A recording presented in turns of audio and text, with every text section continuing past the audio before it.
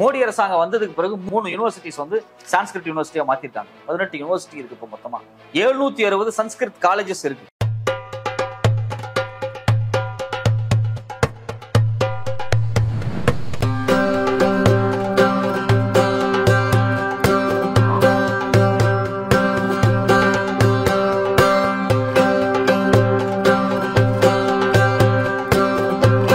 Kareem's Biryani Paradise at Liberty and Catering Services, கோடம்பாக்கத்தின் அறுசுவை அடையாளம். முதல்ல எதுக்காக சமஸ்கிருதத்தை எடுத்து நீங்க ஹிந்தியில பயன்படுத்தி அந்த மொழியை வளர்க்கணும்னு முடிவு பண்றீங்க? அதனுடைய கலாச்சார தன்மை என்ன? ஒரு மோனோபலைஸ்டான கடவுள் தன்மை உருவாக்கணும், மோனோபலைஸ்டான முதலாளித்துவத்தை உருவாக்கணும், எல்லாத்துலயும் ஒரு மோனோபொலி உருவாக்கணும். இப்ப அதே மாதிரிதான் மொழியிலும் இவங்க வந்து ஒரு மோனோபொலியை செலுத்துறாங்க. கடந்த 2014 இருந்து 22 வரைக்கும் அரசாங்கத்தோட டேட்டா படி 74 கோடி ரூபாய் தமிழுக்கு ஒதுக்கி இருக்காங்க. 10 ஆண்டுகளில், கிட்டத்தட்ட 9 ஆண்டுகளில். நீங்க சமஸ்கிருதத்துக்கு எவ்வளவு ஒதுக்கி இருக்கீங்க? கிட்டத்தட்ட 1500 கோடி சமஸ்கிருதத்துக்கு ஒதுக்கி இருக்காங்க. 13 பல்கலைக்கழகங்கள் சமஸ்கிருதத்துக்கு இருக்கு. மோடி அரசாங்கம் வந்ததுக்கு பிறகு 3 யூனிவர்சிட்டிஸ் வந்து சான்ஸ்கிரிட் யூனிவர்சிட்டியா மாத்திருக்காங்க. 18 யூனிவர்சிட்டி இருக்கு இப்போ மொத்தமா. 760 சன்ஸ்கிரிட் காலேஜஸ் இருக்கு. அது மட்டும் இல்லாம 26 ஆதர்ஸ் சன்ஸ்கிரிட் மகாவித்யாலயா சென்ட்ரல் ஸ்கீம்ஸ்ல இயங்கக்கூடிய சமஸ்கிருத மொழியை பிரச்சாரம் பண்ணக்கூடிய அமைப்புகள். இது இல்லாம 63 சான்ஸ்கிரிட் இன்ஸ்டிடியூட் இருக்கு. ராஷ்டிரிய சன்ஸ்கிருத் சன்ஸ்தான். இதுக்கு எல்லாத்துக்கும் நீங்க 1500 கோடி 9 வருஷத்துல ஒதுக்கிறீங்க. என் மொழிக்கு 74 கோடி ஒதுக்கிறீங்க. ஒரு யூனிவர்சிட்டி இருக்கு, ஒரு சென்ட்ரல் இன்ஸ்டிடியூட் இருக்கு. உலக தமிழ் ஆராய்ச்சி மையத்துக்கு நாங்க தான் காசு கொடுத்துருக்கோம் மாநில அரசாங்கம். இப்ப சொல்லுங்க, நாங்க எப்படி வளர்க்கறது? அரசியலமைப்பு சட்டமே வந்து இந்தி திணிப்பை தான் வந்து ப்ரமோட் பண்ற மாதிரி உள்ள இருக்கக்கூடிய சரத்துக்களை இருக்கு. அரசியலமைப்பு சட்டத்துல 120(1) என்ன சொல்லுது அப்படின்னா, பாராளுமன்றத்துக்குள் பேசும்போது, பாராளுமன்றத்துக்குள் நடக்கக்கூடிய அபிஷியல் ஒர்க் இருக்கு பாத்தீங்களா, அந்த ஒர்க் நடக்கும்போது ஒண்ணு நீங்க இங்கிலீஷை பயன்படுத்துங்க, இல்ல ஹிந்தியை பயன்படுத்துங்க. 1950 கான்ஸ்டிடியூஷன் நீங்க அமல்படுத்தினதுக்கு பிறகு 65 முதல் 15 வருஷம் மட்டும்தான் ஆங்கிலம் பயன்பாட்டுக்கு இருக்கணும்.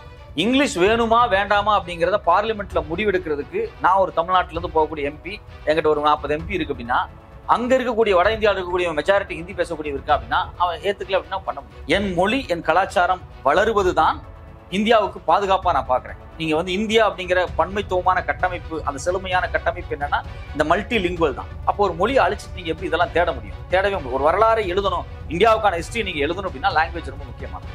அரண்சை நண்பர்களுக்கு வணக்கம்.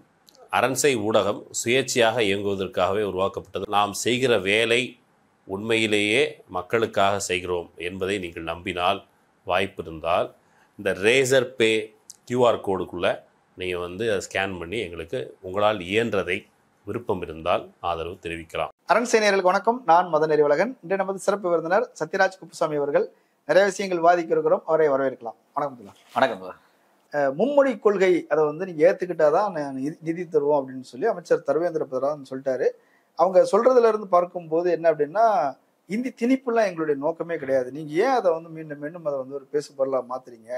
அங்க தமிழ்நாட்டுல வந்து அரசியலுக்காக சிலர் இதை செய்யறாங்க. மும்மொழி கொள்கை தான் எங்களுடைய நிலைப்பாடு, அதுல நீங்க எந்த மொழினாலும் தேர்வு செஞ்சுக்கலாம், அப்படித்தான் சொல்றோம் அப்படின்னு சொல்றாங்க.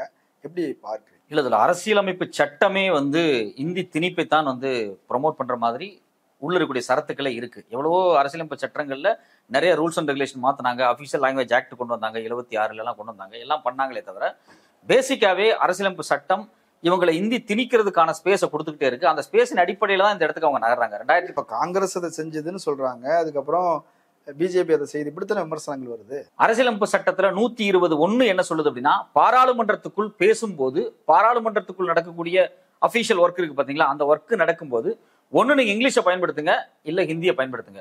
இங்கிலீஷ் ஹிந்தி பயன்பாடு இல்லாம நீங்க வேற ஒரு மொழியை பயன்படுத்தணும். இப்ப நம்ம வந்து எம்பியாக டெல்லியில போய் பார்லிமெண்ட்ல உட்காருனா தமிழ்ல பேசணும் அப்படின்னா கூட அரசியலமைப்பு சட்டம் 121(1) என்ன சொல்லுது அப்படின்னா, நீங்க சபாநாயகர்கிட்டயோ இல்ல சேர்மன்ட்டையோ ராஜ்யசபால பர்மிஷன் வாங்கிட்டு தான் பண்ணணும். மே பர்மிட், இதுதான் வந்து கான்ஸ்டிடியூஷன் சொல்லுது. பட் நடைமுறையில இப்ப நம்ம பேசுற மாதிரியான விஷயங்கள் இருக்கு. பட் ஆனா பர்மிஷன் வாங்கணுங்கிறது கான்ஸ்டிடியூஷன் கட்டாயமா சொல்லுது. இப்ப இதே நமக்கு ஒரு பெரிய இடிக்கிற விஷயமா இருக்கு. இது இந்திய நாடு, நாம எல்லாம் சேர்ந்துதான் இந்தியா உருவாக்கியிருக்கோம்.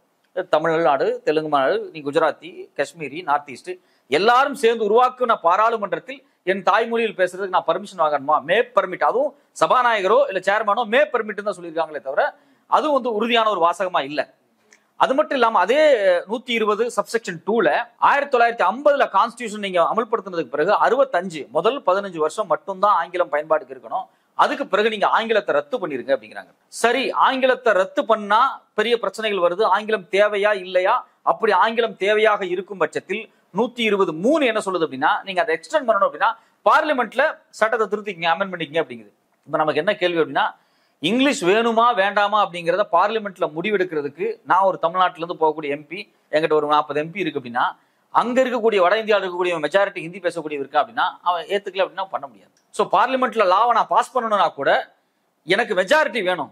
நான் அவன் நினைக்கணும், டெல்லிக்காரன் நினைச்சாதான் நான் வந்து என்னோட தமிழை பயன்படுத்த முடியும், இல்ல இங்கிலீஷை பயன்படுத்த முடியும். இனி இங்கிலீஷை தான் பயன்படுத்த முடியும், தமிழை பயன்படுத்துறது கூட ஸ்பேஸ் கிடையாதுங்க.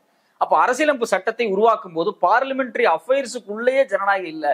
இப்ப இதைத்தான் அவங்க பயன்படுத்துறாங்க. இப்ப நீங்க வந்து தொடர்ச்சியாக நாம வந்து தமிழ்ல பேசினாலோ இல்ல அவங்க மூஞ்சி சுளிக்கிறாங்க.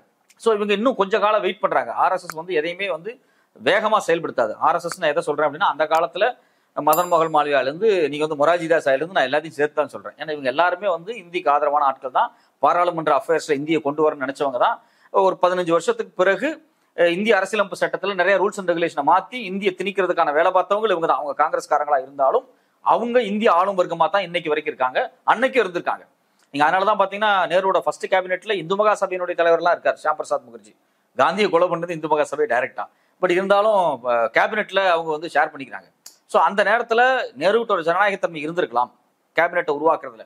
பட் ஆனா எல்லா இடத்துல இருந்துச்சா, நேருக்கு என்ன ஆட்டிடியூட் இருந்துச்சு அப்படிங்கிறது ஒரு பெரிய கேள்வியா இருக்கும். ஸோ இந்த பிரச்சனை வந்து பார்லிமெண்டரி அஃபேர்ஸ்ல மட்டும் இருக்கு அப்படின்னா 120க்கு பிறகு 210 எஸ்டாப்ளிஷ் பண்றாங்க. 210 வந்து ஸ்டேட் கவர்மெண்ட்ல இருக்கக்கூடிய லெஜிஸ்லேச்சருக்கான ஒரு மொழிக் கொள்கை. அதுலயும் இவங்க இதே தான் சொல்றாங்க, மாநில மொழிகள் அல்லது ஆங்கிலம் என்றுதான் இருக்கணும். இப்ப நீங்க வந்து சென்ட்ரல் என்ன சொன்னாங்க, ஹிந்தி ஆர் இங்கிலீஷ் அதான் அபிஷியலா நீங்க வச்சீங்க, அப்புறம் இங்கிலீஷை தூக்கிடலாம்னு சொன்னீங்க. இப்ப ஸ்டேட் கவர்மெண்ட்டுக்கு வரும்போது தமிழ் ஆர் இங்கிலீஷ் இருக்கணும்.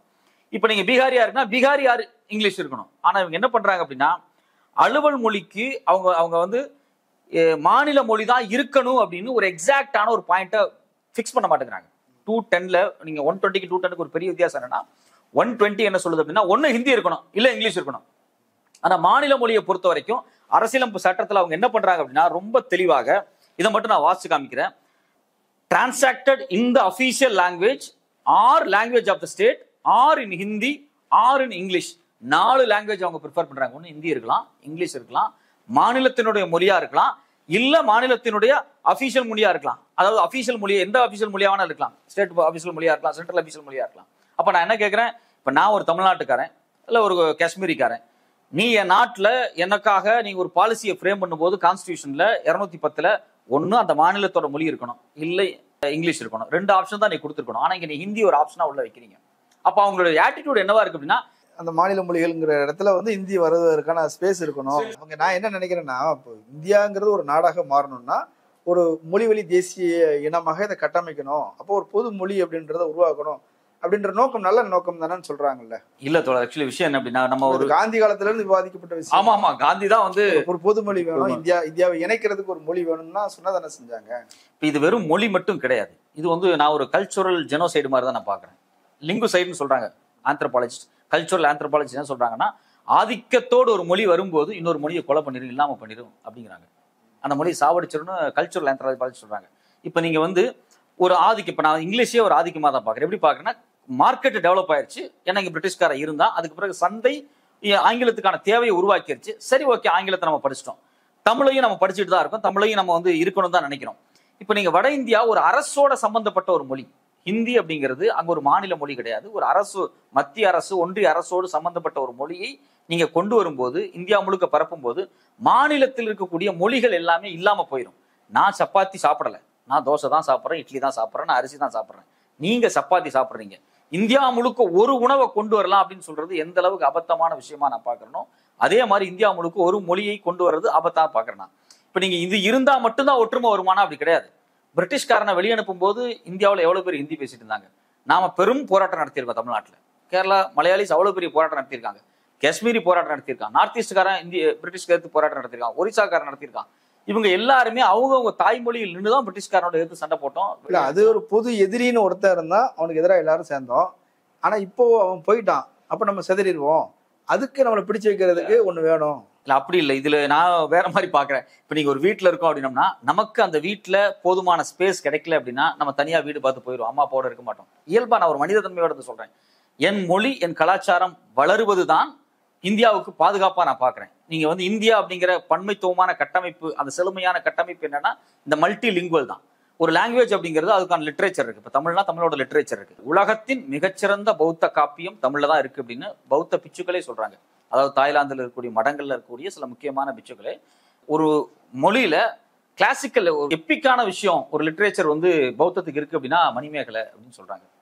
நீங்க சிலப்பதிகாரம் வந்து சமணத்துக்கு இருக்கு அப்படிங்கிறாங்க. இப்ப நான் எப்படி பாக்குறேன் அப்படின்னா இந்த மொழி, இந்த பண்பாடு, இந்த காப்பியம் தொடர்ச்சியாக சமூகத்தில் உரையாடப்படணும். அது ஒரு வேல்யூஸை பேசுது, ஒரு லட்சிய அறம் பேசுது. அதெல்லாமே ஒரு சமூகத்தோட பலம் தான். அப்ப இதை அழிப்பதனூடாக, தமிழை அழிப்பதனூடாக, தமிழ் அழியத்தான் செய்யும். இந்தியை கொண்டு வரும்போது தமிழ் அழியத்தான் செய்யும். இதை அழிப்பதனூடாக இந்தியாவினுடைய பாரம்பரிய கலாச்சாரத்தை நீங்க காலி பண்றீங்க. நீங்க தமிழ் கலாச்சாரத்தை காலி பண்றீங்க. நீங்க வந்து ஹிந்தி கலாச்சாரத்தை, இப்ப மைதிலியும் ஒரு மொழி இருந்துச்சு, அதுக்கு அவ்வளவு லிட்ரேச்சர் இருந்திருக்கு அப்படிங்கிறாங்க. இன்னைக்கு மைதிலி மொழியும் இல்லை, அந்த லிட்ரேச்சரும் வாசிக்கப்படாம இருக்கு. நீங்க போஜ்பூரி ஒரு பெரிய மொழி, அதுக்கு சில வாய்மொழி இலக்கியங்கள் அவ்வளவு இருக்கு அப்படிங்கிறாங்க. அந்த இலக்கியத்தை நீங்க காலி பண்ணிட்டீங்க. ஏன்னா மக்கள் பேசல அப்படிங்கும்போது மொழி இல்லாம போய் இலக்கியம் இல்லாம போயிடும். அந்த மொழிக்கு ஒரு அதிகாரம் இருக்காது. சமஸ்கிருதம் மக்களால் பேசப்படலைனாலும் அதுக்கு அதிகாரம் இருக்கு. ஒரு குறிப்பிட்ட சாதிய குழு, ஒரு இனக்குழு அதை பாதுகாத்துட்டே வருது. அது மாதிரி வந்து நம்மளால பாதுகாக்க முடியாது. அப்போ ஒரு மொழியை இழக்கிறது அப்படிங்கிறது இந்தியாவை இழக்கிறது தான். இந்தியா அப்படிங்கிறதே வந்து பன்முகத்தன்மை கொண்ட, பல சிந்தனைகளை கொண்ட, பல கலாச்சாரங்களை கொண்ட, பல உணவுகளை கொண்ட ஒரு அழகான இடம் தான் இந்தியா. நீங்க நான் எப்படி கேட்கறேன், இப்போ ஆங்கிலம் வருது, எல்லாரும் இங்கிலீஷ் மீடியத்துல இப்ப பாதி இங்கிலீஷ் மீடியத்துல தான் படிக்கிறாங்க பிள்ளைகள். ஆனா தமிழ் அழிஞ்சு போயிடல. அது போல நீங்க காப்பாத்திக்க முடியும். இப்போ கேரளாவில் ஏத்துக்கிட்டாங்க, கர்நாடகாவில் ஏத்துக்கிட்டாங்க, ஆந்திராவில் ஏத்துக்கிட்டாங்க, தெலுங்கானா ஏத்துக்கிட்டாங்க. அங்கெல்லாம் அழிஞ்சா போயிருச்சு. மகாராஷ்டிராவில் மராட்டி உணர்வுங்கிறது இன்னும் இருக்கதான் செய்யுது. ஆனா இந்தியும் பேசுறாங்க, ஏன் பயப்படுறீங்கன்னு கேக்குறாங்களே. இல்ல தோழர், நான் டெல்லி போயிருக்கிறப்ப என்னுடைய நண்பர் பஞ்சாப் சேர்ந்த தருண்னு சொல்லி ஒரு நண்பர், அவர்கிட்ட நான் பேசும்போது கேட்டேன், உனக்கு பஞ்சாபி தெரியுமா அப்படின்னு கேட்டப்ப எனக்கு ஓரளவுக்கு தெரியும் அப்படின்னா. உங்க தாத்தாவுக்கு ஹிந்தி தெரியுமா அப்படின்னா எங்க தாத்தாவுக்கு ஹிந்தி தெரியாது அப்படின்னா. என்கிட்ட தருண், நான் நேரடியாக நான் வந்து காலேஜில் ப்ரொஃபஸராக இருக்கும்போது பேப்பர் தரத்தெல்லாம் போயிருக்கேன் அடிக்கடி. அப்போ தருண்கிட்ட கேட்டேன், ஏன் உங்க தாத்தாவுக்கு ஹிந்தி தெரியாது? இல்லை அவருக்கு பஞ்சாபி தான் தெரியும் அப்படின்னா. இப்போ நீங்க இதுதான் சிக்கலா மாறுது. நாம இப்ப நினைக்கிறோம் இப்ப அழியல அப்படின்னு நினைக்கிறோம். நார்த் இந்தியாவில் வேகமாக சொந்த தாய்மொழியை இழந்துட்டு தான் இருக்காங்க. இன்னொரு 50 வருஷம் 60 வருஷம் 70 வருஷம் ஆகும்போது வேகமா இது எரோட் ஆயிரும், அழிஞ்சு போயிடும். அதுக்கான வாய்ப்புகள் இருக்கு. ரெண்டாவது, தமிழ் மாதிரியான ஒரு மொழி, குறிப்பாக தென்னிந்தியாவில் இருக்கக்கூடிய ஒரு மூல மொழியான இந்த மொழி அழியக்கூடாது. ஏன்னா இந்தியாவோட கலாச்சாரம் தெரியணுங்கிறாங்க. 3000 வருஷம் 4000 வருஷத்துக்கு முன்னாடி கலாச்சாரத்துக்கு போகணும். இதனுடைய பண்பாடு என்ன, இது எப்படி இரும்பு கண்டுபிடிச்சது, எப்படி ஆய்வு பண்ணணும், இது எப்படி இப்ப சமகாலத்துல பயன்படுமானெல்லாம் வரலாற்றை சார்ந்து பேசுறோம் இல்லையா? அப்போ ஒரு மொழியை அழிச்சிட்டு நீங்க எப்படி இதெல்லாம் தேட முடியும்? தேடவே முடியும். ஒரு வரலாறை எழுதணும், இந்தியாவுக்கான ஹிஸ்டரி நீங்க எழுதணும் அப்படின்னா லாங்குவேஜ் ரொம்ப முக்கியமானது. நீங்க ஆந்த்ரோபாலஜி எந்த அளவுக்கு முக்கியமானது, கல்ச்சுரல் ஆந்த்ரோபாலஜி எந்த அளவுக்கு முக்கியமானது, ஆர்கியாலஜி எந்த அளவுக்கு முக்கியமானது, அதே மாதிரி லிங்குஸ்டிக் ஸ்டடிஸ் அப்படிங்கிறது ரொம்ப முக்கியமானது. நீங்க மொழியை இழக்கக்கூடாது, மொழி பத்திரமா இருக்கணும். அதில் இருக்கக்கூடிய இலக்கியங்கள் இந்த மக்களுக்கு ஒரு பெரிய பிரயோஜனமா இருக்கணும் அப்படிங்கிறது தான் நம்மளுடைய கருத்தா இருக்கு. நீங்க வந்து இப்போ கர்நாடகாவில் கத்துக்கிறாங்க அப்படிங்கும்போது ஃபியூச்சர்ல கன்னடம் மொழி இல்லாமல் போகிறதுக்கான சாத்தியங்கள் இருக்கு. அந்த இலக்கியங்கள் கன்வெர்ட் ஆகலாம் மேபி. பட் அதே தன்மையில கன்வெர்ட் ஆகுமா அப்படிங்கிற ஒரு பெரிய கேள்வி இருக்கு. அதனால ஒரு லாங்குவேஜை அழிக்கிறதுக்கு ஒரு ஆதிக்க மொழி வருது அப்படின்னா அந்த ஆதிக்க மொழி ஒரு ஆதிக்க இனம் இன்னொரு ஆதிக்க இனத்தை கொலை பண்றது ஜெனோசைடு நம்ம சொல்றோம். ஒரு மொழி இன்னொரு மொழியை கொலை பண்ணும் அப்படிங்கிறாங்க. அது லிங்குசைடுன்னு கல்ச்சுரல் ஆந்த்ரோபாலஜிஸ்ட் சொல்றாங்க. ஆதிக்கம் ஒரு மொழியை கொண்டு விடும் அப்படிங்கிறாங்க. இல்ல இப்போ சிங்களம் தமிழ், அங்க சிங்களம் என்பது ஒரு பேரினவாதம், பெரும்பான்மைவாதம், அது சிறுபான்மையை அடக்குது ஒடுக்குதுன்னு சொல்லலாம். இப்போ இந்திங்கிறது எந்த சமூகத்தின் மொழியும் கிடையாது. எந்த சமூகமும் இதன் மூலம் நம்மள ஆதிக்க செலுத்த போறதுலாம் இல்லை. சமஸ்கிருதம் வேணா நீங்க சொல்லலாம், அது ஒரு குறிப்பிட்ட உயர் சாதியினர் மொழியாக இருக்கிறது. அப்படி இருக்கும்போது இந்தியை பார்த்து ஏன் பயப்படணும் அப்படின்னு ஒரு வாதம் வைக்கப்படுது இல்லை. இந்திய தேசிய உருவாக்கம் அப்படிங்கிறது ஏதோ ஒரு வகையில் இந்தியாவில் வாழக்கூடிய ஒரு பார்ப்பன சக்திகளால் உருவாக்கப்பட்ட ஒருங்கிணைக்கப்பட்ட ஒரு விஷயம் தான் இந்திய தேசியம் அப்படிங்கிறது. ஏன்னா அதுக்கு அவங்களுக்கு வந்து சமஸ்கிருதம் ஒரு உறுதுணையா இருந்துச்சு. நீங்க இந்துஸ்தானியை கொண்டு வரலாம்னு ஆரம்பத்தில் டிஸ்கஸ் பண்ணாங்க. காங்கிரஸ் இந்துஸ்தானியை கொண்டு வரலாம் தான் டிஸ்கஸ் பண்ணாங்க. அந்த இந்துஸ்தானி ஏன் புறக்கணிக்கப்பட்டது அப்படிங்கிறது ரொம்ப முக்கியமான விஷயம். இப்ப நீங்க கேட்குறீங்க இது எப்படி எந்த இடத்துல போய் நிற்கும், இதுல ஆதிக்கம் எதுவும் இருக்காதே அப்படின்னு நீங்க வந்து கேட்குறீங்க. ஆனா கான்ஸ்டியூஷன் என்ன சொல்லுது அப்படிங்கிறதே நான் இந்த இடத்துல உங்களுக்கு நான் கோட் பண்ணி காமிச்சறேன். இந்தியன் கான்ஸ்டியூஷன்ல குறிப்பாக இப்ப இது ஒரு ஆதிக்க சக்தி இல்லை இந்தியால, நீங்க வந்து பார்ப்பன சக்திகள் தான் சமஸ்கிருதத்தை பாக்குறாங்க, இது ஆதிக்க சக்தி இல்லை அப்படின்னு நீங்க சொல்றீங்க.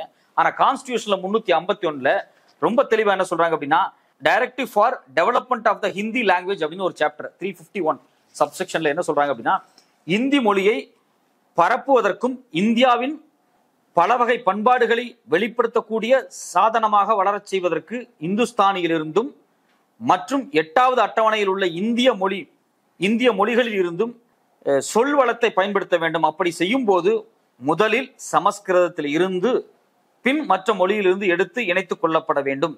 அப்படி இணைக்கும் போது இந்தி மொழியின் வடிவம், நடை, வெளிப்படுத்தும் முறையில் எந்த மாற்றமும் இல்லாமல் பாதுகாத்துக் கொள்ளப்பட வேண்டும் அப்படின்னு ஒரு விஷயத்தை ஆட் பண்றாங்க. அவங்களே என்ன சொல்றாங்க அப்படின்னா, நீங்க ஹிந்தியை வளர்க்கணும், சமஸ்கிருதத்தை பேசா வளர்க்கணும், தேவைன்னா நீங்க மற்ற மொழியில இருந்து எடுத்துக்கலாம், தமிழ்ல இருந்து எடுத்துக்கலாம். ஆனா அந்த இந்தி மொழியினுடைய பேட்டர்ன் மாறக்கூடாது, அதனோட ஸ்ட்ரக்சர் மாறக்கூடாது அப்படின்னு தான் அவங்க ரொம்ப தெளிவா சொல்றாங்க. இப்போ 55% சமஸ்கிருதம் கலந்த ஹிந்தி தான் இன்னைக்கு அங்கீகரிக்கப்பட்டிருக்கு.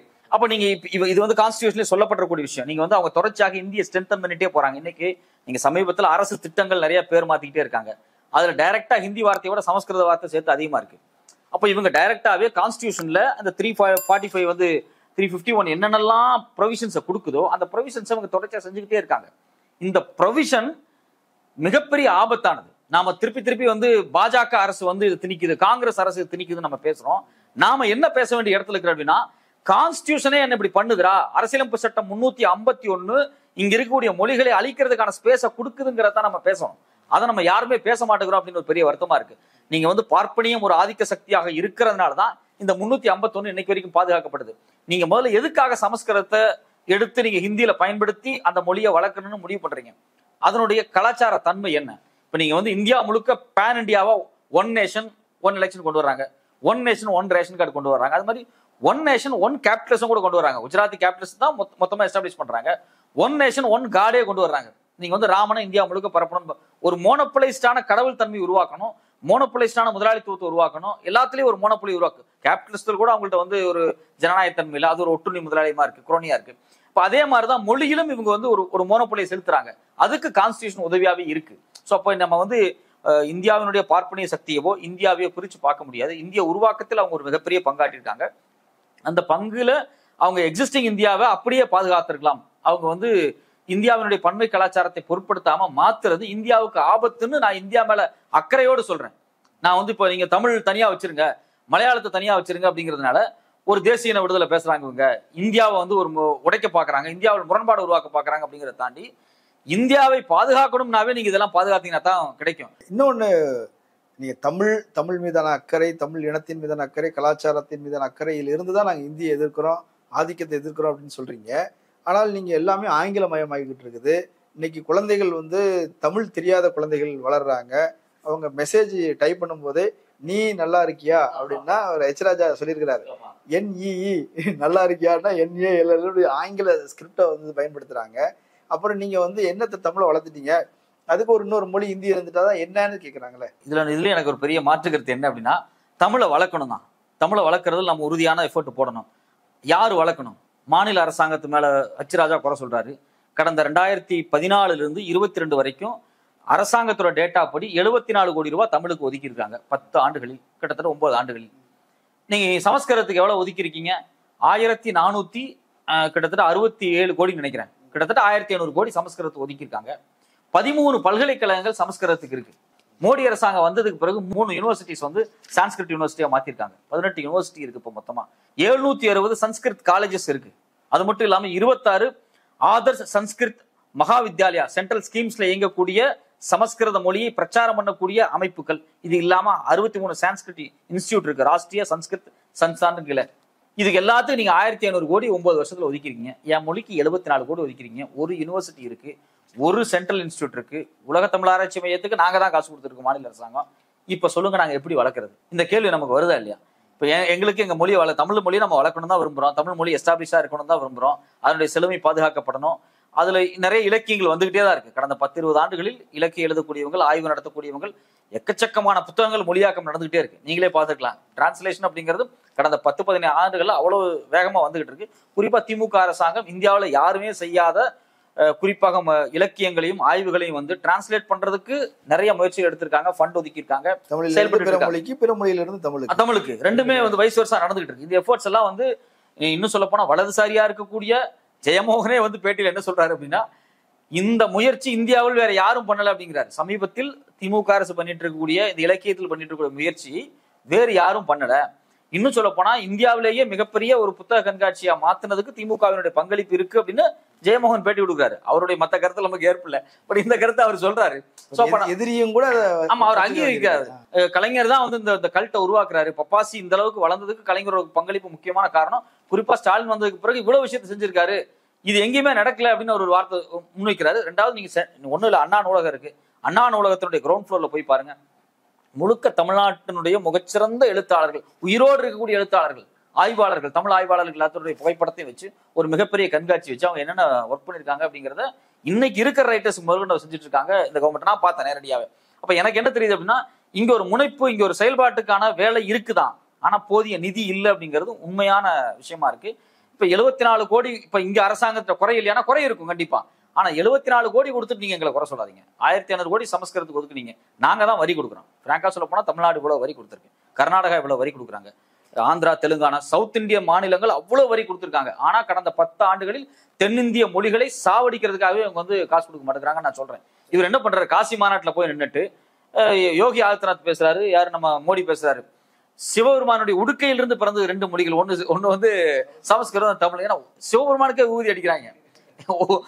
சமஸ்கிருதத்துக்கு 1500 கோடி கொடுத்துட்டு நீ தமிழுக்கு வரை 74 கோடி கொடுக்குற அப்படின்னா, நீ சமஸ்கிருதத்தையே நீங்க வந்து தூக்கி பிடிச்சிட்டு தமிழை காலி பண்ற இடத்துல நீங்க நகர்றீங்க. ஆனா போற இடத்துல தமிழ் பேசுறாரு, போற இடத்துல வந்து பயங்கரமா வந்து தமிழை வந்து புகழ்ந்து பேசுறாரு, திருக்குறளை பேசுறாரு, அதை செய்யறாரு, இதை செய்யறாரு அப்படின்லாம் பேசுறாங்க.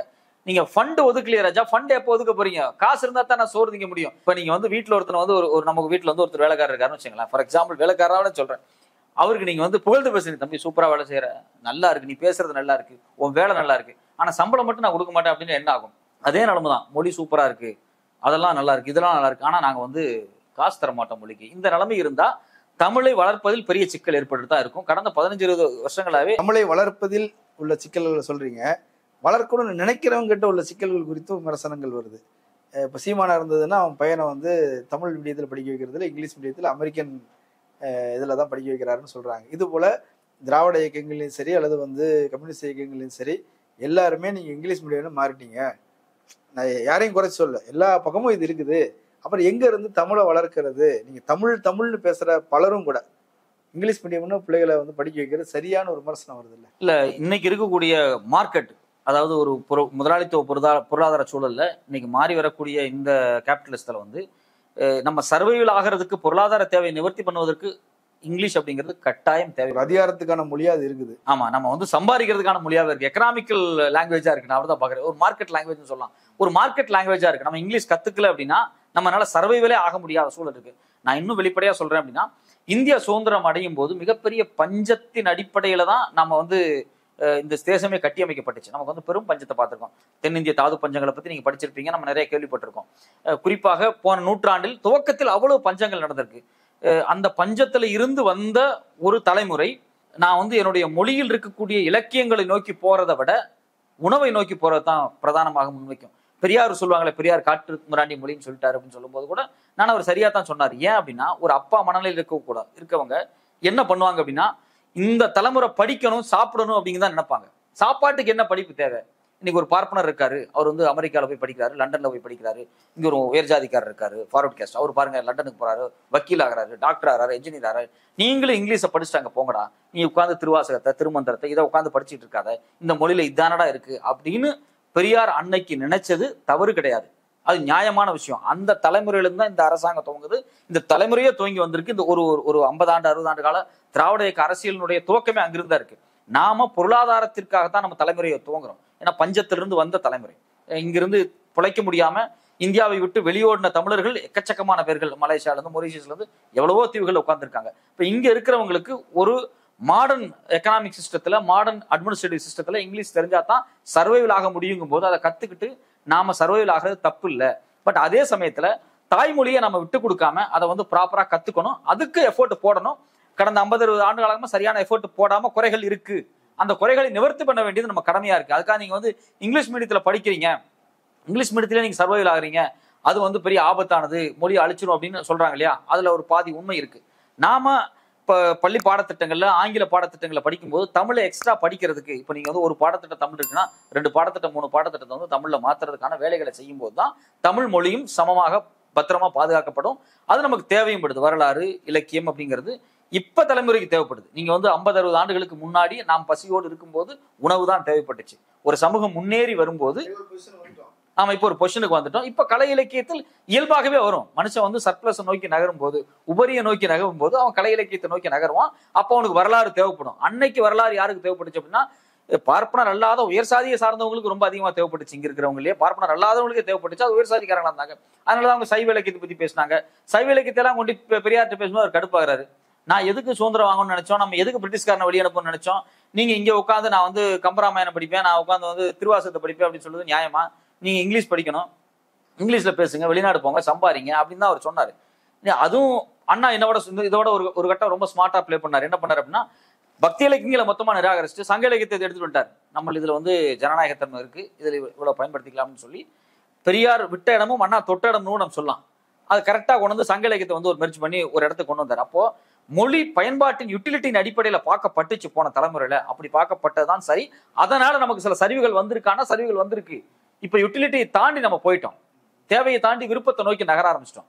அந்த விருப்பத்தை நோக்கி நகரக்கூடிய அளவுக்கு பொருளாதார சூழல் நமக்கு முன்னேறி இருக்கு. அதனால நம்ம மொழி குறித்து கான்சியஸா இருக்கிறது தப்பே கிடையாது. இப்ப வட இந்தியாவை எடுத்துங்க, அவங்க இன்னைக்கு வரைக்கும் சர்வைவலே பண்ண முடியாம கஷ்டப்பட்டுட்டு இருக்காங்க. நீங்க போய் சென்ட்ரல் ரயில்வே ஸ்டேஷன் நின்று பார்க்கும்போது அந்த தோழர்கள் பைய எடுத்துட்டு குடும்பத்தோட அவ்வளவு பேர் வந்து இறங்கிட்டு இருக்காங்க. அழைப்புக்காக தென் மாநிலங்களை நோக்கி வந்துட்டு இருக்காங்க. இப்ப நான் வந்து ஒரு திருப்பூர் பக்கத்துல படியூருங்கிற என்னுடைய கிராமம். எங்க ஊர்ல ஒரு 500-600 பேர் பீகாரை சார்ந்த பெங்காலை சார்ந்த தோழர்கள் இருக்காங்க. அவங்கள பார்க்கும்போது அவங்கள்ட்ட பேசும்போது தமிழ்நாடு வந்து சிங்கப்பூர் மாதிரி இருக்குன்னு பேசுறாங்க அவங்களுக்கு. ஏன்னா அவங்களுக்கு சாப்பாடு, இவ்வளவு மருத்துவமனை நல்லா இருக்குதுன்றாங்க. நம்ம குறை சொல்லிக்கிட்டு ஆமா மருத்துவமனை, அவன் வந்து மருத்துவமனையை அவன் கொண்டாடுறான், மருந்து கொடுக்குறாங்க, இன்ஜெக்ஷன் போடுறாங்கன்றான், அங்க எழுதி கொடுப்பாங்க. ரெண்டாவது நான் வந்து ரேஷன் கார்டுல இப்ப 2 மாசத்துக்கு ஒரு தடவை கை வைக்க சொல்லிட்டாங்க. வேற வழியில கை வச்சாவணும். நான் வந்து ஊருக்கு போய் ரேஷன் கார்டுல கை வைக்கும் போது அரிசி வாங்குறேன். அந்த அரிசியை நான் வாங்கிட்டு வெளியே வரும்போது பக்கத்துல வட இந்தியர்கள் வெளியே உட்காந்துருக்காங்க. உங்களுக்கு வேண்டாம்னா எங்களுக்கு அரிசி கொடுங்க அப்படிங்கிறாங்க. நான் வந்து இப்போ காசு தர்றேன், உங்களுக்கு குறைவான காசு தான், அதை விட நான் ஜாஸ்தியான காசு தர்றேன் அப்படின்னு கேட்கும்போது நமக்கு எவ்வளவு மனவேதனையா இருக்கு அப்படின்னா, ஒரு தலைமுறை அங்க அழிந்து சாப்பாட்டுக்காக தென்னிந்தியாவை நோக்கி வந்துச்சு. அது ஹிந்தி பேசக்கூடியவர்கள். ஹிந்தி பேசக்கூடியவர்கள். இப்ப நான் என்ன கேட்கிறேன், நான் இங்கிலீஷை கத்துக்கலன்னா எனக்கு இந்த நிலைமை வந்திருக்கும். 62ல ஊபியை விட தமிழ்நாடு பின்னாடி தான் இருந்து. ஆமா, இப்ப நான் இங்கிலீஷை கத்துக்கிட்டேன், எனக்கு சாப்பாடு கிடைச்சிருச்சு, நான் சர்வைவல் ஆயிட்டேன். எங்க ஆளுங்க கையில மொபைல் போன் வச்சுட்டு டிராவல் பண்ணி ஃபுட்டியா வீடியோ போட்டுட்டு இருக்காங்க. ஃபுட்டியா போடக்கூடிய ஒரு தலைமுறை வந்துருச்சு பாத்தீங்களா. 100 பிரியாணி சாப்பிட்டுருக்கேன் இது வரைக்கும் வெரைட்டியான்னு சொல்ற அளவுக்கு ஒரு தலைமுறை வந்துகிட்டு இருக்கு. இப்ப இந்த நேரத்துல மொழி, கலாச்சாரம், பண்பாடு மீது கான்சியஸ் வரும், மொழியை கத்துக்கூடிய தேவை வரும். அப்ப அரசாங்கம் ப்ரொக்ரெசிவா முன்னோக்கி இந்த மொழியை எப்படி வளர்க்கறதுங்கிறது குறித்து சிறப்பு திட்டங்களை போட்டு யோசிக்கணும். தமிழ்நாடு அரசும் செய்யணும். இப்ப இந்த மொழியை இன்னும் மேம்படுத்துறதுக்கு என்ன பண்ணலாம்? இப்போ ஒரு பாடத்திட்டம் ஆங்கிலத்தில் படிக்கிறவங்க 2 பாடமா கொண்டு வாங்க, 3 பாடமா கொண்டு வாங்க, கொஞ்சம் அதிகப்படுத்தலாம் பாடங்களை. இங்கிலீஷும் கத்துக்கட்டும், தமிழும் கத்துக்கிட்டோம். இப்பதான் ஒரு சமன்பாட்டுக்கு வந்துகிட்டு இருக்கு. இதுல நீங்க புதுசா ஒரு மொழியை கொண்டு வந்து இன்னொரு மொழியை கொண்டு வந்து எல்லாத்தையும் சொதப்புறீங்க அப்படிங்கும் போது தான் பெரிய ஆபத்தா நான் பாக்குறேன். ஏஏ கத்துக்கிறதா இந்திய கத்துக்கிறதா எதை தெரிவு? இப்ப என்ன சொல்றான் அப்படின்னா, உனக்கு இங்கிலீஷ் தெரிஞ்சா போதும், உலகத்துல இப்போதைக்கு 40-50 மொழியை நீ வந்து பேசவே வேண்டியதில்லை. ஒரு ஹெட்போன் மாதிரி அவன் யூஸ் பண்றான். போட்டு நீ இங்கிலீஷ்ல பேசினா அவனுக்கு பிரெஞ்சில் கேட்கும், இங்கிலீஷ்ல பேசினா அவனுக்கு ஸ்பானிஷ்ல கேட்கும் அப்படிங்கிறான். நான் சொல்றேன், இதை விட நம்ம வந்து ஒரு அட்வான்ஸ்டான ஒரு டெக்னாலஜி நம்ம பார்க்க முடியாது. உலகம் முழுக்கவே இங்கிலீஷ் போயிட்டு இருக்கு, தமிழ்நாடு மட்டும் இங்கிலீஷ். மேல ஆங்கிலம் தமிழ்நாட்டுக்கு நிறைய கொடுத்துருக்குது. ஃப்ராங்கா சொல்ல போனா நம்மளுடைய பசியை ஆங்கிலம் ஆத்திருக்கு. இந்த ஆங்கிலேயர்களால் நாம் பஞ்சத்தில் அடிபட்டு இருக்கிறோம். ஆனா இந்த ஆங்கிலம் நமக்கு சோறு போட்டுச்சு இண்டிபெண்டன்ஸுக்கு பிறகு. இந்தியாவுக்கு அந்நிய செலவாணியும் கொடுக்குதே. அந்நிய செலவாணி கொண்டு வந்து கொடுக்கு. அவங்க வாங்குற பல லட்சம் சம்பளம் தானே இங்க டாலர்ல இருந்து ஆமா எக்கச்சக்கமா வந்துட்டு இருக்கு. அப்ப நீங்க வந்து இந்த இடத்துல நான் ஹிந்தியை கொண்டு வந்து புகுத்தும் போது அதனுடைய யூட்டிலிட்டி என்னன்னு யோசிக்கணும், அதனுடைய பயன்பாடு என்னன்னு யோசிக்கிறேன். பயன்பாடு என்ன? இப்ப இந்தியால எனக்கு என்ன பயன்பாடு? எந்த பயன்பாடுமே இல்லை. எனக்கான தேவையை தமிழும் ஆங்கிலமும் பூர்த்தி செஞ்சிருக்கு. என்னுடைய கலை இலக்கிய உணர்வு, என்னுடைய வரலாற்று உணர்வு, எனக்கு இருக்கக்கூடிய எல்லா விதமான மெய்யியல் உணர்வையும் தமிழில் இருந்து நான் எடுத்துக்கொள்ள முடியும். எனக்கு தேவையான சந்தை, மார்க்கெட், உலக அறிவு, வெளியில் இருக்கக்கூடிய இலக்கியங்கள் எல்லாத்தையுமே இங்கிலீஷ் நான் கொண்டு வந்து சேர்த்துறது. நான் வந்து ஒரு வளர்ந்த ஒரு எஜுகேட்டட் தலைமுறையாக ஒரு இடத்துக்கு வந்துட்டேன். இப்ப நீ புதுசா ஹிந்தியை கொண்டு வந்து படிக்க சொல்வதனூடாக நான் எதை அடைய போறேன்? என்ன யூட்டிலிட்டி? நீ என்ன வந்து ஹிந்தியில பேசணும்னு சொல்றதுக்கான ரிசல்ட் சொல்லணும்ல. என்னதுக்காக நீ ஹிந்தியில பேச சொல்றேன்? நான் ஹிந்தியில பேசி என்ன பண்ண போறேன்? நான் வந்து இந்த வட இந்தியர்களை கொச்சப்படுத்தி பேச நான் விரும்பல. அந்த தோழர்கள் பாவம், அவன் கஷ்டப்பட்டு இங்க வர்றான். அவங்க தமிழ் கத்துக்கிட்டு இருக்காங்க. தமிழ் கத்துக்கிட்டு இருக்கான் கஷ்டப்பட்டு. சோ அப்ப ஒட்டுமொத்தமாக இதுல இன்னொரு விஷயம் என்ன, திராவிட இயக்கத்தின் மீது மிகப்பெரிய பழிய போடுவாங்க. இந்த சீமான் மாதிரி எல்லாம் வந்து உட்கார்ந்துட்டு பெரியார் தமிழை காட்டும் மிராண்டி மொழின்னு சொல்லி விட்டாரு. 2ஆம் இந்திய எதிர்ப்பு போராட்டத்தில் பெரியார் வந்து அப்படி பேசிட்டாரு, காளிகள்னு பேசிட்டாருன்னு சொல்லுவாரு. 2ஆம் இந்திய எதிர்ப்பு போராட்டங்கள் நடக்கிற காலகட்டத்தில் 1965 தமிழ்நாட்டில் மிகப்பெரிய கொலைகள் நடந்துச்சு, துப்பாக்கிச்சூடு நடந்துச்சு, ராணுவத்தை வச்சு அடிச்சாங்க. அன்னைக்கு இந்தியாவின் காங்கிரஸ் தலைவர் காமராஜர் தான். தமிழ்நாட்டின் முதலமைச்சர் வந்து பக்தவாச்சலம் தான். இந்த தமிழ்நாட்டின் ஹோம் மினிஸ்டர் கக்கன் தான். இவர் சொல்ற மாதிரி எல்லாமே தமிழர்கள் தான். எல்லாம் பச்சை தமிழர்களால் செய்யப்பட்ட கொலை. அது 1965 கொலைகள் அப்படிங்கிறது இந்திக்காக. நீங்க பெரியார பேசுறது உங்களுக்கு என்ன யோகியதை இருக்கு? நமக்கு முதல்ல நம்ம தலைவர்கள் சொன்ன எல்லா தலைவர்களும் சேர்ந்து அந்த கொலையை பண்ணியிருக்காங்க. நீங்க பெரியார் ஏன் அவரை கை காமிச்சு எதுக்கு ஓடுறீங்க? உண்மையிலேயே உங்களுக்கு பெரியார் மேல விமர்சனம் முதல்ல காமராஜர் விமர்சிச்சுட்டு அடுத்து நீங்க பெரியாருக்கு வாங்க. கக்கனை விமர்சிச்சுட்டு பெரியாருக்கு வாங்க. நீங்க முதல்ல பக்தாச்சலத்தை விமர்சிச்சுட்டு பெரியாருக்கு வாங்க. இதெல்லாம் நீங்க விமர்சிக்கவே மாட்டீங்க. இதுல தமிழ்நாடு அப்படிங்கிறது தமிழ் தேசியத்தின் மண், இது காமராஜர் மண் அப்படின்னு சீமான்லாம் பேசுறாரு. ஒண்ணு காமராஜர் மண்ணு சொல்லு, இல்ல தமிழ் தேசியத்தின் மண்ணு சொல்லு. தமிழ் தேசியத்துக்கு காமராஜருக்கு சம்பந்தமே கிடையாது. அவர் இந்திய எதிர்ப்பு போராட்டத்துல பெரிய கொலை பண்ணிருக்காரு. இந்திய தேசியவாதியும் கூட எல்லை பிரிக்கும் போது கூட அவர் என்ன சொல்றாரு, எல்லாம் இந்தியாவில தானே இருக்குது, இங்க இருந்தா அங்க இருந்தா. இன்னைக்கு வரைக்கும் தீராத நதி பிரச்சனைக்கு காரணமானவே அவர்தான். பீரமேடு விஷயமா இருக்கட்டும், இதெல்லாம் நீங்க பேச மாட்டீங்க. எல்லை பெரியாரும் சரி, காவேரியும் சரி. காவேரியை தமிழ்நாட்டுல தானே அந்த பொதிகை பகுதியை தமிழ்நாட்டுல இணைக்க சொல்லும் போது வேண்டான்னு தானே சொன்னாங்க வேற மொழி பேசுறவங்க. ஒரு இந்திய தேசியவாதியாக அவரோட நிலைப்பாடு சரிதான். அவர் எல்லாமே சரியா இருக்குன்னு அவர் நினைச்சாரு. ஆனா அப்படி சரியா எல்லாம் இருக்காது. மொழி வழி தேசியம் கேட்டது தமிழர்கள் தான். மொழி வழி தேசியம் பிரிக்கும் போது இதெல்லாம் பிரச்சனையா வரும்னு அவருக்கு தெரியும். 65க்கு பிறகு இந்த சிக்கல்கள்லாம் வரும்போது அவர் இந்திய தேசிய நிலைப்பாடு எடுத்தாரே தவிர ஒருபோதும் தமிழ் தேசிய நிலைப்பாடு எடுக்கல. நியாயப்படி பார்த்தா அவர் தமிழ் தேசியத்துக்கு அவருக்கு சம்பந்தம் இல்லை. அவர் தமிழ் தேசியத்துக்கு எதிரி தான் அவர். ஆனா அவர் தான் எங்க தமிழ் மண்ணின் தலைவர், எங்களோட கொள்கை தமிழ் தேசியம் அப்படின்னு சீமான் பேசுறாரு. ஆச்சரியமா இருக்கு. இந்த மணியரசன் பேசுற மாதிரி கருவாட்டு சாம்பார்னு சொல்லாதீங்க. தமிழ் தேசியவாதி கிடையாது, கருவாட்டு சாம்பார் அப்படிங்கிறாரு. நானும் தான் சொல்றேன், ஒண்ணு தமிழ் தேசிய மண்ணுன்னு சொல்லு, இல்ல காமராஜர் மண்ணு சொல்லு. ரெண்டும் சேர்த்து சொல்லு, அது ரெண்டும் தப்பு. ரெண்டாவது மாப்போசி மண்ணு. மாப்போசி அவரு கடைசி வரைக்கும் இந்திய தேசியவாதி தான். விஷயம் என்ன அப்படின்னா, சமஸ்கிருத புனித மொழியாக நீடிக்கணும், இந்தி மொழி வேணும்னு சொன்னாரு. மறைமலையடிகள் சைவத்தை ஏத்துக்கொண்டாலும் கடைசி வரைக்கும் பாரதத்தை ஏத்துக்கொண்டவர், கடைசி வரைக்கும் சமஸ்கிருதம் வேணும்னு நினைச்சவர் அப்படின்னு அவருடைய பையன் எழுதுறாரு புத்தகத்துல இருக்குன்னு சொல்றாரு. அப்போ நீங்க ஒட்டுமொத்தமாக தமிழ் தேசியம் பேசக்கூடிய ஆட்களே இதெல்லாம் பரிசீலிக்காம உடனே திராவிட இயக்கத்தின் மேல ஒரு குறை சொல்றாங்க. இவங்க வந்தனாலதான் இந்திய போயிருச்சு. இன்னைக்கு என்ன நடந்துட்டு இருக்கு, எல்லாரும் தமிழ்நாட்டில் கூடிய எல்லாம் சேர்ந்து வட இந்தியாவுக்கு எதிராக ஒரு பெரும் போராட்டத்தை நடத்தலான் இருக்கோம். அவங்க கல்வி நிதி தரமாட்டேங்கிறாங்க. ஏதோ ஒரு வகையில சிபிஎஸ்சியில இந்திய குணம் திரிச்சுட்டாங்க. இப்போ சிபிஎஸ்சியில டோட்டலாக இந்திய குணம் திரிச்சுட்டாங்க. ஸ்ட்ராட்டஜி எப்படி இருக்கு பாருங்க. இப்ப என் பையன் இருக்கான் அப்படின்னா, என் பையனை நான் எப்படியாவது காலேஜில் சேர்த்தணும், ஸ்கூல்ல சேர்த்தணும். இதுதான் நம்ம ஐடியாவா இருக்கு. நான் என்ன யோசிக்கிறேன், இப்போ எல்லா சென்ட்ரல் யூனிவர்சிட்டிக்கும் என்ட்ரன்ஸ் கொண்டு வந்துட்டான். நீட் என்ட்ரன்ஸ்ல இருந்து நீங்க சென்ட்ரல்ல நான் பிஏ இங்கிலீஷ் சேர மாதிரி இருந்தாலும் காமர்ஸ் சேர மாதிரி இருந்தாலும் கூட அவன் என்ட்ரன்ஸ் கொண்டு வரான் சென்ட்ரல் யூனிவர்சிட்டிக்கு. இதை எல்லா காலேஜுக்கும் அவன் கொண்டு வந்துருவான். இப்போ இதனோட சிலபஸ் எதை வச்சு பண்றான், சிபிஎஸ்சி என்சிஆர்டி வச்சு பண்றான்.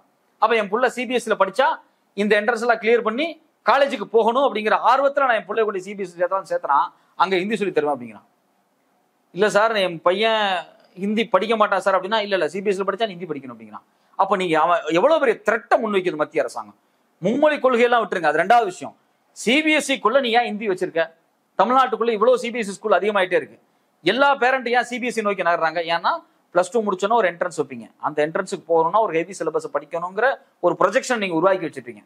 அந்த அளவுக்கு இணையான சிலபஸ் தமிழ்நாட்டிலும் இருக்கு. நம்ம தமிழ்நாட்டு அரசாங்கத்தோட சிலபஸே ஸ்ட்ராங்கா தான் இருக்கு. பட் ஆனா நீங்க இதுல இருந்தா கேள்வி கேட்பேன். இதை படிச்சா நீ பாஸ் பண்ணிடலாம், இதை படிச்சா நீட் பாஸ் பண்ணலாம், இதை படிச்சா நீ கேட் பாஸ் பண்ணலாம், இதை படிச்சா நீ சென்ட்ரல் யூனிவர்சிட்டிக்கு என்ட்ரன்ஸ் பாஸ் பண்ணலாம், இதை படிச்சா நீ ஐஐடிக்குள்ள போலாம்னு ஒரு ப்ரொஜெக்ஷனை உருவாக்குறதுனால பேரண்ட்ஸ் சிபிஎஸ்சி நோக்கி நகர்றாங்க. அப்ப சிபிஎஸ்சி நோக்கி நகர்றதுனோட நீ ஹிந்தி படிச்சாவணுங்கிற ஒரு கட்டாயத்தை கொண்டு வந்து வச்சுட்டான். இன்னைக்கு நம்ம மும்மொழி கொள்கையை பேசிக்கிட்டு இருக்கோம். ஆனா பாதி சிபிஎஸ்சி பள்ளிக்கூடத்துல நம்ம தமிழ் குழந்தைகள் எல்லாரும் ஹிந்தி படிக்கிற நிலைமைக்கு தள்ளப்பட்டுட்டாங்க அப்படிங்கிறதான் வேதனையான விஷயமா இருக்கு. இப்ப இது இல்லாம டைரக்டாவே நான் காசு தர மாட்டேன். பிஎம்சி ஸ்கீம் நீ கையெழுத்து போட்டா புதிய கல்விக் கொள்கை வந்துச்சுன்னா மும்மொழி கொள்கை டைரக்டாவே பின்வாசல் வழியா நான் ஏன்டா உனக்கு இந்திய திணிச்சிருக்கணும், நேரடியாவே நான் இந்திய திணிக்க போறேன், நீ கையெழுத்து போட்டு மிரட்டுறாங்க. ரொம்ப வேதனையான விஷயம் என்ன அப்படின்னா, ஒரு மாநிலத்தினுடைய கல்வி அமைச்சர் நேர்ல போய் பேசிட்டு வந்ததுக்கு பிறகு அதை மரியாதை இல்லாம நடத்துறது இருக்கு இல்லைங்களா? அதை விட வேற வேதனையான விஷயம் எதுவுமே இல்லை. நாங்க வரி கொடுக்குறோம், எல்லாரும் நல்லா இருக்கணும் தான் நினைக்கிறோம். எங்க வரியை நீங்க எடுத்துட்டு போய் வட இந்தியாவில் செலவு பண்றீங்க, செலவு பண்ணுங்க தயவு செஞ்சு. நிறைய இன்ஃப்ராஸ்ட்ரக்சர் உருவாக்குங்க, நிறைய கம்பெனிகளை கொண்டு வாங்க, அங்க இருக்கக்கூடிய தோழர்களுக்கு வேலை வாய்ப்பு வாங்கி கொடுங்க, தப்பே இல்லை. ஆனா அங்க நீங்க கும்பமேளா நடத்திட்டு இருக்காதீங்க காசை வச்சு. ராமருக்கு கோயில் கட்டிட்டு இருக்கீங்க. அது மட்டும் இல்லாம அங்க எக்ஸிபிஷன் பண்ணிட்டு இருக்கீங்க, Ramayana exhibition, Mahabharata exhibition, religious tour, இந்த வேலையை தான் அவங்க செஞ்சுட்டு இருக்காங்க. மூலதனத்தை இழுத்த மாதிரியே தெரியல. அப்ப இங்கிருந்து காசை வாங்கி கொண்டு போய் அதையும் தப்பா செலவு பண்றீங்க. சமஸ்கிருதத்துக்கு 1500 கோடி ஒதுக்கிறீங்க, ஹிந்தியை வளப்படுத்துறீங்க, எல்லாம் கலாச்சார ரீதியா பண்றங்கிற பேர்ல நீங்க திருப்பி அந்த மக்கள் அவன் என்ன பண்றான், இங்கிருந்து ஓட்டு போட்டு திரும்பி தமிழ்நாட்டுக்கு திரும்பி வந்துடுறான். இங்கிருந்து அங்க நேரம் ட்ரெயின் ஏறி போய் ஜெய் ஸ்ரீராம் சொல்லி ஓட்ட போட்டுட்டு திருப்பி வேலைக்கு தமிழ்நாட்டுக்கு திரும்பி வர்றான். வேதனையா இருக்கு அவன்கிட்ட. ஏன்டா அங்க போய் தேவையில்லாம ஓட்டு போட்டு வர அப்படின்னு கேட்க வேண்டியதா இருக்கு. ஸோ அப்போ நீங்க ஏதோ ஒரு வகையில் இங்க இருக்கக்கூடிய போகக்கூடிய நிதியை நீங்க வந்து மிக மிக தவறாகத்தான் நீங்க காலங்காலமா பயன்படுத்திட்டு வந்துருக்கீங்க. இப்போ நீங்க வந்து எங்களுக்கு உரிய நிதியை கொடுனா கொடுக்க மாட்டேங்கிறீங்க. நாம வந்து யார் ஹிந்திக்காரங்க வச்சு அவங்க கொடுக்கக்கூடிய நிதியை வச்சு நம்மள வளர்க்கணும் நம்ம விரும்பல. நம்ம நிதியை கொடுங்க, நாங்க வளர்த்துக்கிறோம். அவங்க சமஸ்கிருதத்துக்கு 1500 கோடி ஒதுக்குறீங்களா, எங்களுக்கு 3000 கோடி ஒதுக்குங்க, இல்ல 5000 கோடி ஒதுக்குங்க. அந்த கேலிபர்ல ஒரு மொழி தான் நீங்க கொண்டு வாங்க. நாங்க எல்லா யூனிவர்சிட்டியிலும் இன்னும் எக்ஸ்ட்ரா டிபார்ட்மெண்ட்ஸ் உருவாக்க போறோம். தமிழ் ஆசிரியர்கள் எல்லாத்தையும் அரசு வாத்தியாரா கூட மாத்திரலாம். ஒரு தமிழ் வாத்தியார் அப்படிங்கிறவங்க தமிழ்நாட்டில் கண்டிப்பா அரசு வாத்தியாரா தான் இருக்கணும். பிரைவேட்ல இருந்தாலும் கூட பிரைவேட்ல தான் கூட நாங்க அரசு சம்பளம் கொடுக்குறோம். நாங்க ஒரு கௌரவப்படுத்துறோம். நீங்க பிரைவேட்ல அவன் தமிழ் வாத்தியாரா இருந்தாலும் அவனுக்கு அரசு சம்பளம் கொடுக்கணும், சட்டம் கொண்டு வரலாம். எனக்கு நீ 5000 கோடி ஒதுக்குனா தான் கொண்டு வர முடியும். இப்பவே நாங்க கொடுக்க முடியாம கஷ்டப்பட்டு இருக்கோம். எங்க குழந்தைகள் படிக்கிறதுக்கே நீங்க காசு தர மாட்டேங்கிறீங்க. நீங்க நியாயப்படி எங்களுக்கு 5000 கோடி தமிழுக்கு ஒதுக்கி இருந்தீங்க 10 வருஷம்லாம் கண்டிப்பா நம்ம தமிழ் வாத்தியார்கள் எல்லாருமே அரசு உத்தியோகம், அவங்கள எல்லா பிரைவேட் ஸ்கூல்ஸ்லயும் தமிழ் வாத்தியார் அரசாங்க உத்தியோகம் மாத்திரலாம். அந்த அளவுக்கு சிஸ்டத்தை கொண்டு வரலாம். இவங்க செய்ய மாட்டேங்கிறாங்க. இவங்க படிப்படியா மொழியை அழிக்கிறாங்க. அதுக்கு மாநில அரசாங்கங்களை பலவீனப்படுத்துறாங்க. பல திட்டங்களை கையெழுத்து போட சொல்லி மிரட்டுறாங்க. இவங்க எல்லா விஷயத்தையுமே பின்வாசல் வழியா செய்யறாங்க. இது இந்தியாவுக்கு ஆபத்தா தான் நான் பாக்குறேன். நான் வந்து உண்மையிலேயே வந்து இந்தியாவினுடைய பன்மை கலாச்சாரத்தை நேசிக்கக்கூடிய ஒரு நபராக தான் இருக்கேன். காஷ்மீர்ல இருந்து கன்னியாகுமரி வரைக்கும் இந்த இனங்களுக்குள்ள அடிச்சுக்கிட்டு சாவக்கூடாது அப்படின்னு நான் நினைக்கிறேன். எந்த முரண்பாடு வரக்கூடாதுன்னு நினைக்கிறேன். வட இந்திய தோழர் இங்க வந்தாருன்னா அவர் பத்திரமா இருக்கணும் தான் நான் நினைக்கிறேன். ஆனா நீங்க பண்றதெல்லாம் பார்க்கும்போது இங்க இருக்கக்கூடிய வட இந்திய தோழர்கள் மேல வெறுப்பை உருவாக்குற மாதிரியான வேலைகளை தொடர்ச்சி அவங்க செய்யறாங்க. ஏற்கனவே அட்டம் பண்ணாங்க நார்த் இந்தியால. நீங்க வந்து இங்க இருக்கக்கூடிய பீகாரி தொழிலாளர்களை தமிழர்கள் அடிச்சாங்கன்னு ஒரு பொய் செய்தியை பரப்புனாங்க. அது செஞ்சது பாஜக தான் செஞ்சு. இங்க ஏதாவது ஒரு முரண்பாடை ஏற்படுத்துறதுக்கா செஞ்சாங்க. பீகார் டெப்டி சிஎம் இங்க வந்துட்டு போனப்போ அந்த வேலையை செஞ்சாங்க. பட் அது முறியடிக்கப்பட்டுச்சு. அது வந்து சோசியல் மீடியால முறியடிக்கப்பட்டுச்சு. அந்த கலவரம் நடக்காம பதட்டத்தை தணிக்கப்பட்டுச்சு. அப்ப இது மாதிரி நீங்க வந்து ஒரு தலைபட்சமாக செயல்படும் போது நடைமுறை வாழ்க்கையில் தமிழர்களுக்கும் மற்ற மொழிக்காரங்களுக்குமான முரண்பாடை நீங்க உருவாக்கி தமிழர்களை வந்து ஒரு பாசிஸ்டாக, இனவெறியராக, மொழிவெறியர்களாக ஓரம் கட்டி ஒரு காஷ்மீரிகளை போற ஒரு வட இந்தியர்கள் வட நார்த் ஈஸ்ட் இருக்கக்கூடிய ஒரு மணிப்பூரை சார்ந்தவங்களோ நாகா பழங்குடியை போலவோ எங்களையும் நீங்க வந்து ஒரு மொழி வெறியர்களாக எங்களை வந்து போலரைஸ் பண்றீங்க அப்படின்னு தான் நான் சொல்றேன். இது ஒரு வேதனையா இருக்கு. நிறைய தகவல்களை சொல்லியிருக்கிறீங்க. மக்கள் அதை பரிசீலிக்கட்டும். கலந்து கொண்டு கருத்துக்களை பகிர்ந்தமைக்கு நன்றி. நன்றி. நேர்களை மற்றொரு விருந்தினோடு மீண்டும் சந்திக்கலாம். நன்றி.